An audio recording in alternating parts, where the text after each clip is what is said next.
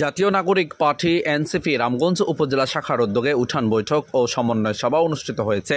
শনিবার বিকেলে রামগঞ্জ পৌরসভার ৫ নং ওয়ার্ডের নন্দনপুর সরকারি প্রাথমিক বিদ্যালয় মাঠে এই অনুষ্ঠান অনুষ্ঠিত হয়।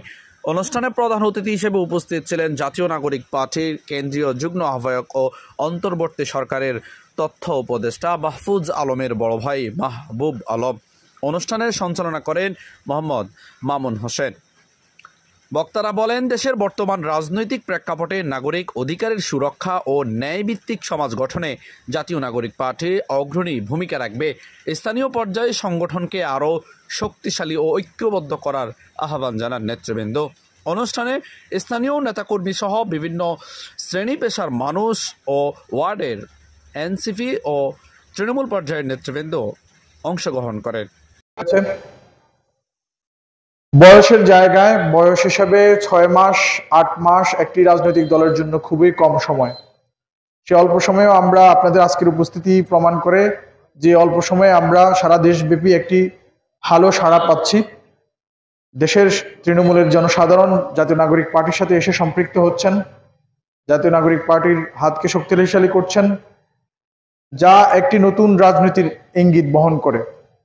সচিব যেভাবে আপনাদের যে প্রাপ্য অধিকার টিআর কাবিকা থেকে শুরু করে যে স্বল্প মূল্যের যে চাল ডাল, তারপর বিজিএফ কার্ড, সেগুলো যেভাবে চুরি ডাকাতি হতো, জনগণের কাছে পৌঁছাতো না, সে জায়গায় নতুন রাজনৈতিক বন্দোবস্ত অর্থ হলো সেগুলো সঠিকভাবে সঠিক জনগণের কাছে পৌঁছাবে।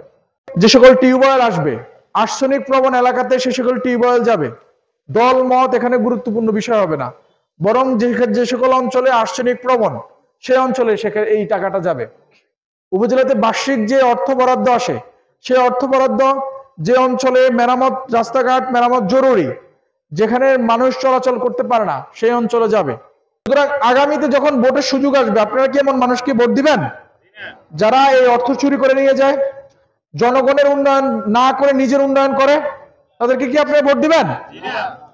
তাহলে আমরা চাই প্রান্তিক পর্যায় থেকে প্রত্যেকটি ওয়ার্ড মেম্বার থেকে, ইউনিয়ন পরিষদের চেয়ারম্যান থেকে শুরু করে ওয়ার্ডের কমিশনার এবং পৌর মেয়র, উপজেলা চেয়ারম্যান এবং সংসদ, জাতীয় সংসদে যে আপনাদের প্রতিনিধি থাকবে, সেই প্রতিনিধি আপনাদের জন্য কাজ করবে নাকি?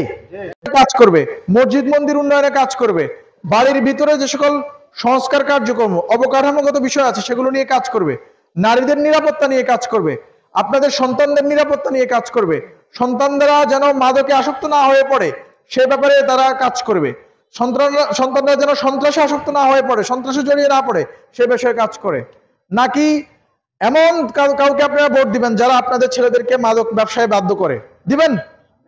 আজকে রামগঞ্জে যে মাদকের ভয়াবহতা, এটার কারণ কি?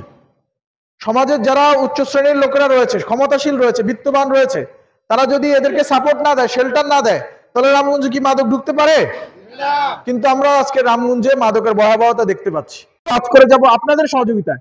আপনারা যদি ভোট দিয়ে চলে যান আর খোঁজ খবর না রাখেন, তাহলে যেই নির্বাচিত হোক না কেন সে আর কাজ করবে না। আপনাদেরকে সবসময় সজাগ থাকতে হবে, সবসময় প্রশ্ন করতে হবে যে উন্নয়ন কোথায়, উন্নয়নের যে বরাদ্দ আসছে সেটা কোথায়, জবাবদিহিতার মধ্যে রাখতে হবে। যদি জবাবদিহিতামূলক যেই রাজনীতি, আমরা মনে করি আমরা রাজনীতি এনসিপি। পারভেজ হোসাইন, আমার টিভি।